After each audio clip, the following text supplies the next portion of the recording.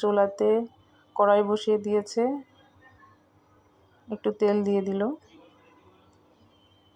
তেলটা গরম হতে হতে হতে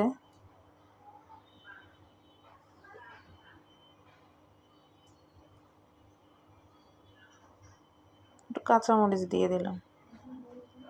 আলু একসাথেই দিয়ে দেব।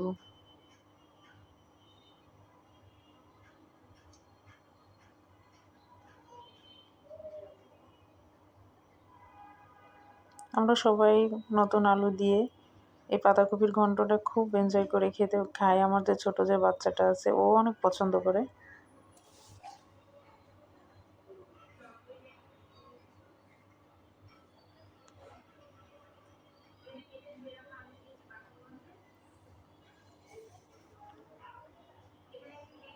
আলুর সাথে পাতাকপিটাও দিয়ে দেব।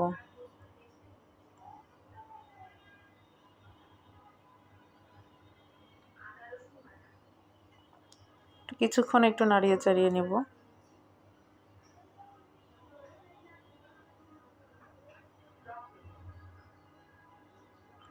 আপনারাও এভাবে রান্না করে খাবেন, অনেক ভালো লাগবে খেতে। আমরা প্রায়ই এটা খেয়ে থাকি।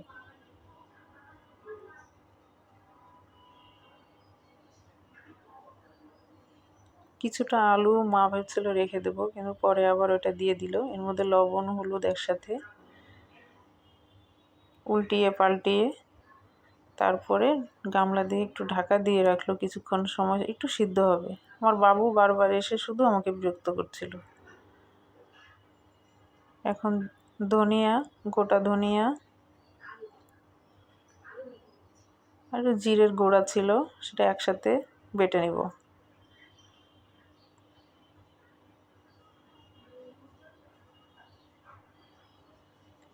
সাথে আদাও দিয়ে দেব। আদা, জিরা আর ধনে একসাথে বেটে রেখে দেওয়া হলো। দেখে কপি আলু সিদ্ধ হয়ে গেছে। কিছুক্ষণ নাড়িয়ে চাড়িয়ে ওটাকে নিয়ে নামিয়ে নেওয়া হবে।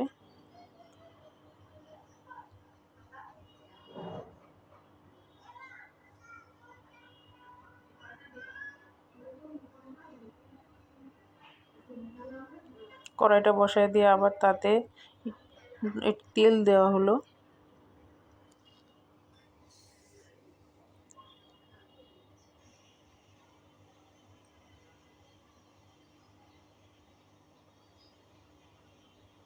তেলটা গরম হয়ে গিয়েছে। গরম তেলে গোটা জিরা,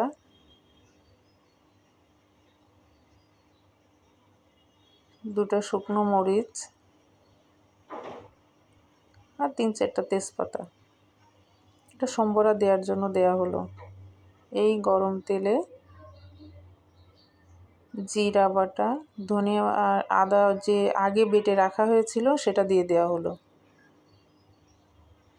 ওটা একটু ভালোভাবে ভাজি করব। আর এদিকে ডালটাও সিদ্ধ হয়ে যাচ্ছে। হ্যাঁ, ভাজি করা হয়ে গেছে। এখন নামিয়ে রাখা যে পাতাকপি আর আলু ছিল ওটা এর মধ্যে দিয়ে দেওয়া হলো।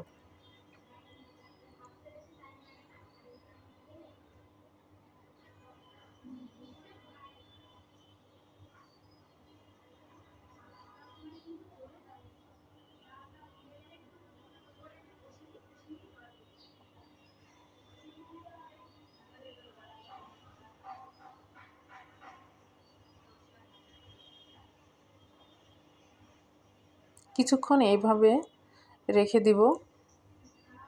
হালকা একটু চিনি দেওয়া হলো একটু স্বাদের জন্য।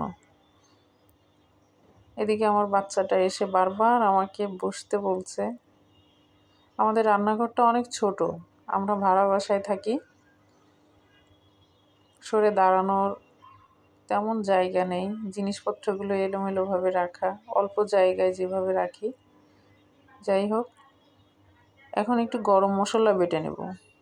2-3টা এলাচ আর দারুচিনি পাটায় বেটে নেব। আমরা যত রান্নাবান্না করি এর যত মশলা আছে সবই আমরা পাটায় বেটে মশলাগুলো দিয়ে রান্না করি। বাটা মশলায় সব কিছু রান্না করা হয়। গরম মশলার এলাচ থেতো করে পাটায় বেটে নেব।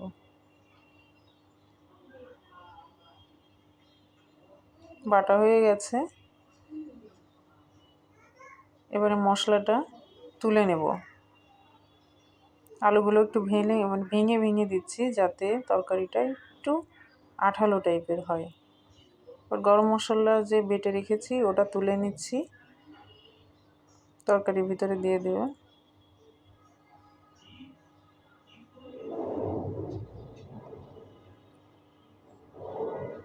আমাদের সবার খুব প্রিয় এই কপির ঘন্ট হয়ে গেছে বন্ধুরা রান্না। এখন আমরা এটা নামিয়ে নেব।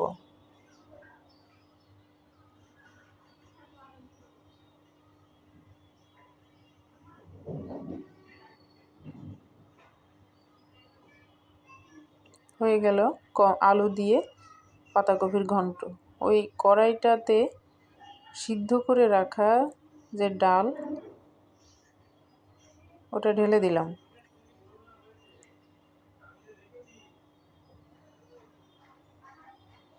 ভিতরে যে রসুনের কোয়াগুলো দেওয়া হয়েছিল ওটা একটু ভেঙে নিয়ে ডালের সাথে মিক্সড করে দেওয়া হলো। তারপর কিছুটা জল দেওয়া হলো, লবণ,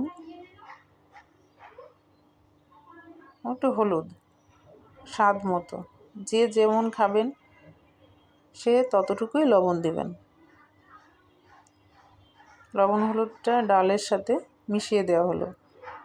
এভাবে কিছুক্ষণ ভালোভাবে ডালটা ফুটবে। হ্যাঁ, ফুটে উঠেছে, খুব ভালোভাবেই ফুটে উঠেছে। আরেকটু ফোটাবো।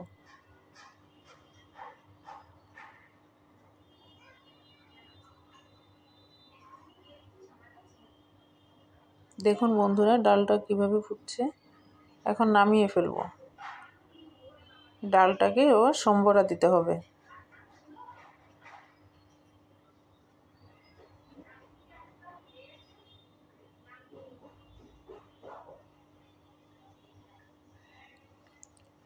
কড়াইতে তেল দিয়ে দেওয়া হলো।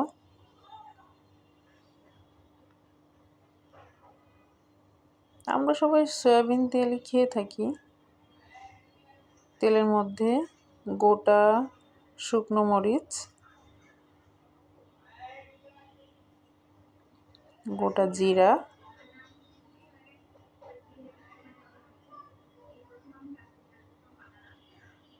কুচানো পেঁয়াজ এবং আগে থেকে থেতো করে রাখা 4-5টা রসুনের কোয়া এটা তেলে দিয়ে ভালো করে ভাজি করে নেব। চামচ দিয়ে রসুন পেঁয়াজকে মিশাই দেওয়া হচ্ছে তেলের সাথে। এখন ডালে সম্বরাটা দিয়ে দেব।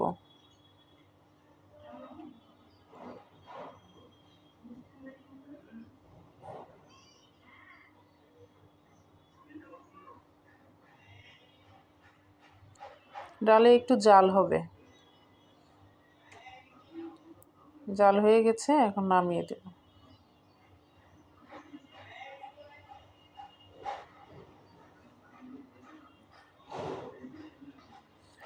তো বন্ধুরা আমাদের রেডি হয়ে গেল মুসুরির পাতলা ডাল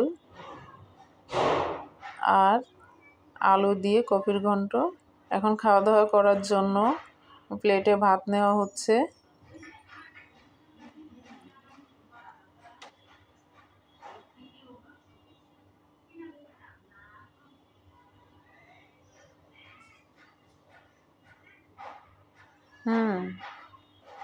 ভালোই হয়েছে। অবশ্য বন্ধুরা আপনারাও এভাবে কপির ঘন্ট রান্না করে খাবেন। মুসুরির ডাল তো সবাই যে যেভাবে পারে সেভাবে রান্না করে খায়, অনেক সুন্দর লাগে।